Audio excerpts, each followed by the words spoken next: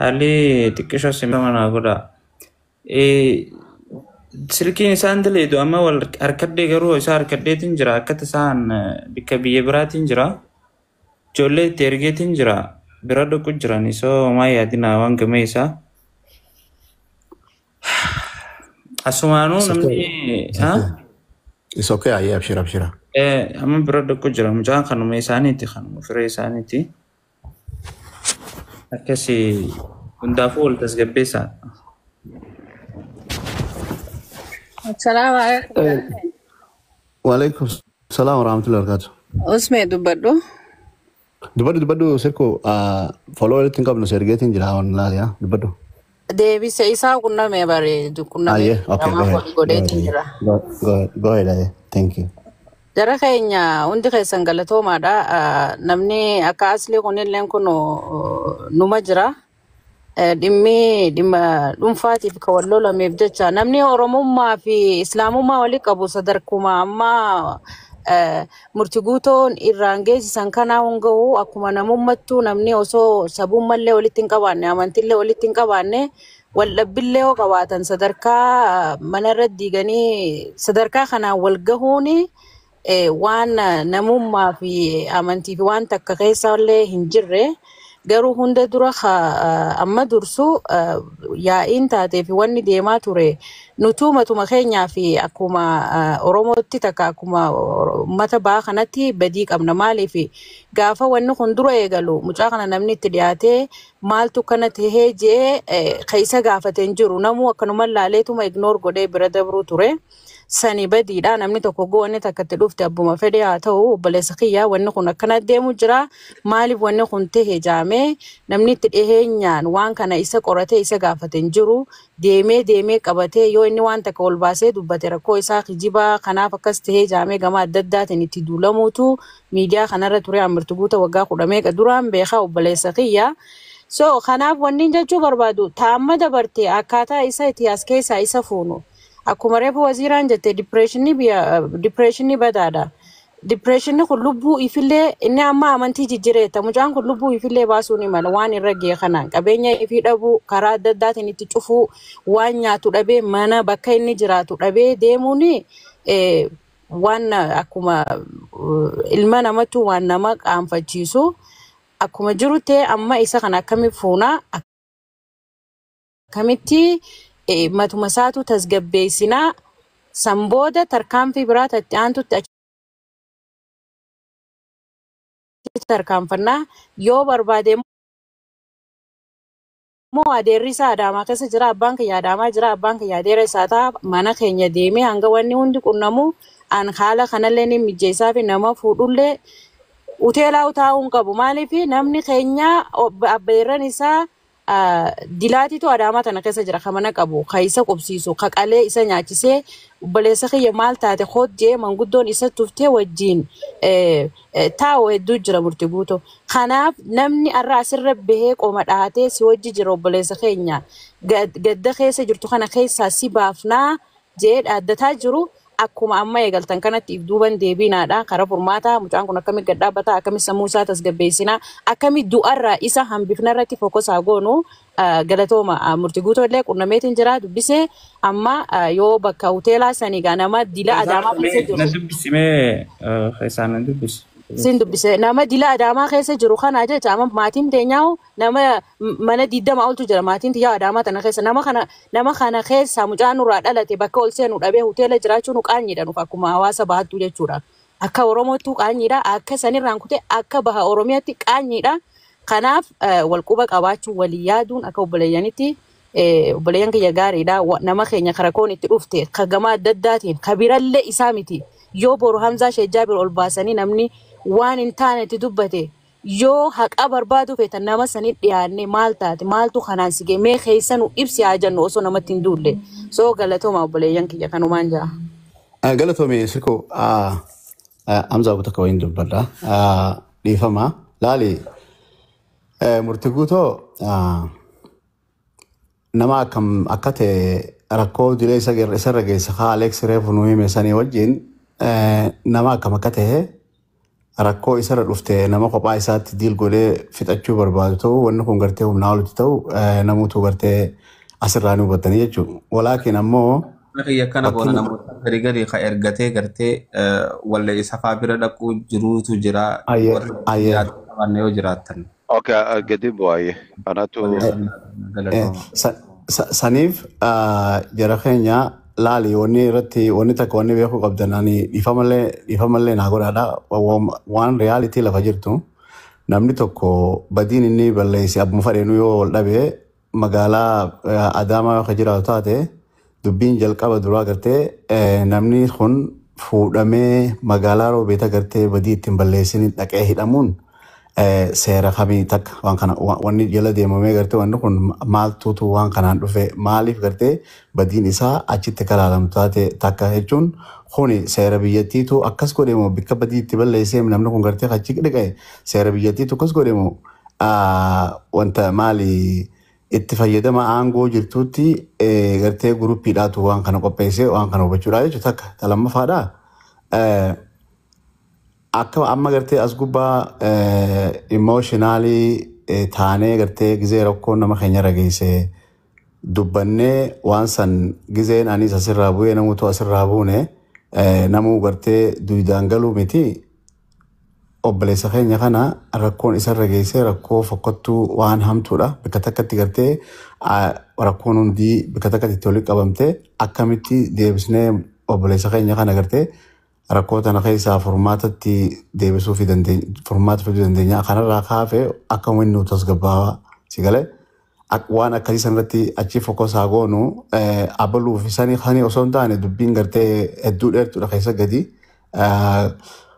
saniif waan kana gartee akkasii ilaalcha keessa galchaadha ammoo namni gartee sirkuus qunnamuu dandeessan namni gartee murtii guutmee wanna godhee jechuu jirtanii anis na qunnamuu dandeessan wanta na godhaadha isiniif wanta jaha obboleeyyan keenya jechuu wanna godhuu feetanii amma yeroo feechuu si galee emergency reliefidha kanarraa fe warri gartee bikka sanitti argamu namni hilaas darkaa kanatti dubbiin isa jala deemtee gartee jirtu akkuma sirkuu jirte bikka hoteelaatillee gartee isa fe'isu faamilii bira jiraachuudha. Akkuma sirkuu jirtan karaa sanaa ta'u Ismaa'eel Kiyya akkaawuntii na bira jirtu jiraata amma inni natti godhee tanama isa bira jiru emerjensiidhaa fi amma keemman keessaan si erga. Na ergee jira amma na ergee. Okay, yeah. Bakka dhiifama hogguu takka Ustaaz Hamza obboleen kiyya akka yaada kiyyaatti zooma amma mirqaana kanaan yooma maallaqa kana amma guurree bareedana fakkaata yookiin namni keenyaas laayifii qabaa wajjala arra boroosuma jiru ammoo hatattama kanatti wanni kun waan emerjensii ta'eef ammaan tanatti eegoo obboleessa keenya Hamzaan illeen akkaawuntii arkeefu namoota waan dandeenyu amma akkaawuntii sanitti akka galchaniif jalallee deemanii fi waan kanaas bakkarra yoo oolchaniif bareedana fakkaata yaaduma kiyyaasanii. Tatani itti deebina ammoo fardi nama maallaqa kana walitti guurree fi I think he's in need of the money amma wanni inni barbaadu maallaqa fardiin sanii sammuun isaatillee akka tasgabboituuf stressni kunillee akka irraa gad waan ta'uuf maallaqa sanillee waan jennee yaadaanis cinaa dhaabbannee abshir siif jirraa you know moraalii nama godhanii motivate godhanii si cinaa jirra jechuun illee waan guddaadha akkasumatti maallaqaanis cinaa jirra abshir jaayisa akkaawuntii laxafuumee hogguutu akkaan Hamza kan usmeen na argee jira ani wanta godhu iskiriina godhadhuu xiqqoo kanuma inni usmeen na argee jira qoshi. Laali waziiraa teenya waan jette sirriidha waziira amma nama kuma lama haas jiru kanarratti beellama borutti qabannee because namni kun just emergency makana horiyaa dhufe wanni kun gartee waan DP namni kun nama gartee wanni dillita karraa barbadu ite yoo akkasitti boru godhannee namni kana dhaammannee namni gartee akka obboleessaatti qoqqoma mucaa kanaaf qabu mucaa kana gartee waan ragee kana dadhaabna saniifuu yennee yoo akkasii waan kana boruttichi deeffannoo yaaduma kiyya jechuun yaaduma. laal mee irratti yaadama kee kanatti Dr. Ismail kan maaf na dhubee akka yaada kootiitti ani sila osoonii fi amma laal dubbii qofa osoo hin taane namuutu inimaa sanbira kutee dirqama obbolummammaatii fi dirqama namummaadha sagantaa borutti Ustaaz Hamzaan Faanis hundi nama kamuutu akka ilmaan Oromootitti osoo sagantaa osoo hin qabbanuu borutti nuu qabdaniif irra nuu gootan amma fakkeenya yoo sumaan akka wanti goona jenne yaa akhi inni beektan dubbiin nama keenyaa ammaa kun tarii namatti taphatu mala kana waan ta'eef isin akka nama dhugaadhaan isin gargaaru nama isin tole yoo hin beektan waan ta'eef wallahi maa nama kudhanuu maan ta'an Ustaaz Hamza yoo namni kurnan kun kuma diiddamaan cina dhaabbatu wallahi waan guddoo yoo ammoo gartee feez akaantii feezii kun maxxansinee isin goon hojjettaati hin beektan Oromoon namoonni gargari hin beektan waan ta'eef kanaaf guruppii hidhaadha hangas uummoo hanga isin guruppii hiitanii sagantaa qabattan namoota isa biratti nu ergaa akka nu tasgabbaa'an kana yaadni koo sonnu irraa qabbanee gurgura hin kuchisina. Kasanii tuni waan afattuu miti waan ammaa na fakkaata akka inni illee achi keessaa dubbatetti ammaan barbaadaa jee soo tanaafuu nama waan danda'u arraasni gurra rakkoon hin jiru boruus ni emergency relief we have to do today boruus iftaanis ni gurra. Namni immoo kana ergitan galatooma emergency dha lakkoofsa kana qabadhaatiti ka Itoophiyaa keessa jirtan kan ulaalaa jirtan daddafaatii nuuf dhaqqabaa hadara kabajaaf jaalalaan ammoo tataanii boru walit dachaaneetiti waan bareedduu takka waliin goona ani osoo borutti silaa arraa'uu ni teenya garuu immoo hamilee laala hamilee namaa jabeessuu haa barannu wallahi boru namu walitti dhufnee inshallah asumatti walit dachaanee waan ajaa'ibaa takka goona jeetii yaadaan. Hamza Ustaaz dhiifama hedduu dubbanneerra namoonni baay'een isaaniiru xiqqoosii namni murtii guutuu asirratti ija jabina isaa filafiitiitti baay'ee dubbachuu difratiin ni qabu beeka kana dura amma garuu ejjennoon irra jiru aqwaamiin isaa sana miti mucaan ijatti namatti himuu beeku sun yaada isaa waan keessa isaa jiru gadi ba'ee dubbachuu dhaan beekamu sun amma hamileen isaa cabee jira. Haalli inni keessa jiru waan jechuun harka namaa ilaalee sin beeku gargaarsa nama gaafatee sin beeku sanaa wal qabateeti wanti jiru boru waan nu seenessu ta'uu danda'a waan ta'eedhaa fi ammumarra waan dandeenye haa goonu anis xiqqoo qaanfadheetanii erganni mana hidhaa sanattis deemee ilaaluudhaaf karan dhabee erganni ba'ees itti deemuudhaaf nan qaanfadhee sababa sana argaa hin jiru garuu boru dirqama waan ta'eef isa biran deema si waan dandeessan godhaa borittis haa ta'u irrattis galatooma alfaadhaa hanguma kana wal hubachuun waan guddaadha. Thank you nagaan bulaa hundi keessanuu asli baay'een si galatoomfadha. Obboleessa gaarii halkan gaarii. Sheekh Hamza Shajjaaber. Yeey. Yoon dadhabne boruu fi ammumarraa hoo ammallee namni mucaa kana gargaaruudhaaf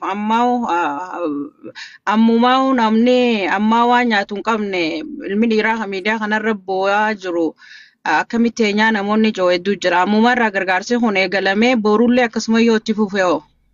Yes itti fufaa amma akkaawuntii akkaawuntii laxafamee jira warra akkaawuntii laxafamee jira. Mee usmati yaa seegaa si beekaati. Warri immoo ergan Ustaaz Hamzaadhaatitti WhatsApp isaanii ni qabanii risiitii itti ergan. Ono akkanatti irra mul'ata na fakkaata akkasii akkanatti irra mul'ata akkanatti irra mul'ata. Emergency relief dha waan kaan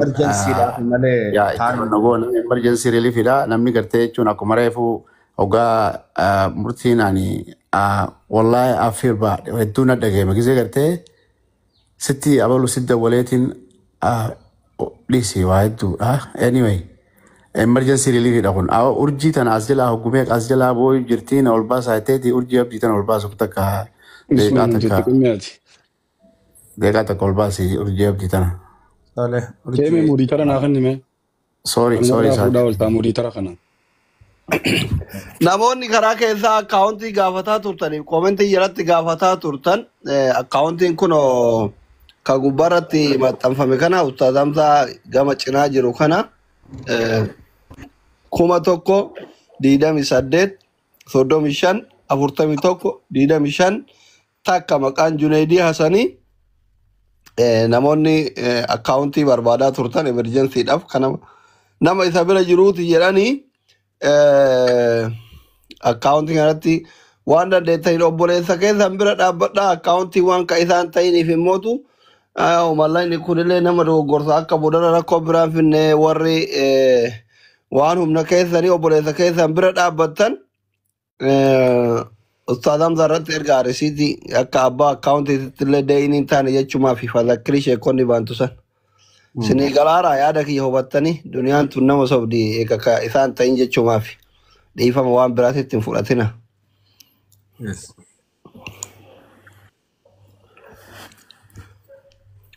Hamza bakka xiyya tanatti Daani'ol ol baasime. Tole. Wanna Dina ol ya Assalamu alaikum warahmatullahi wabarakatuh Ustaz Hamza. Waalaikumsalam. Dhiifama carraa fayyadamnee isinirraa gabboona. Duraan duratti wanni obboleessa keenya irratti hedduu nu gaddisiisa.